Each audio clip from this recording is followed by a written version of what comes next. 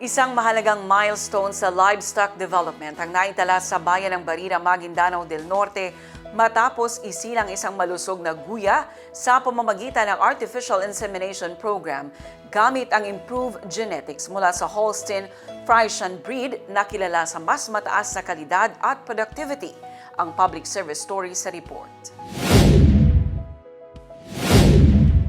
Ayon sa Office of the Provincial Veterinarian, patunay ito ng patuloy na pagsisikap ng pamahalang panlalawigan ng Maguindanao del Norte na i-modernize ang livestock production at palakasin ang agricultural development para sa kapakinabangan ng mga magsasaka. Sa ilalim ng pamumuno ni Governor Dato Tucao Mastura, tuloy-tuloy ang pagpapatupad ng mga programang nagpo-promote ng genetic improvement, nagbubukas ng mas malaking oportunidad para sa mga livestock raisers at tumutulong sa pagbuo ng mas matibay at mas produktibong herds sa lalawigan. Nagpapasalamat din ang pamahalaan sa mga magsasaka na nagtiwala at tumangkilik sa artificial insemination bilang makabagong paraan para mapabuti ang kanilang produksyon.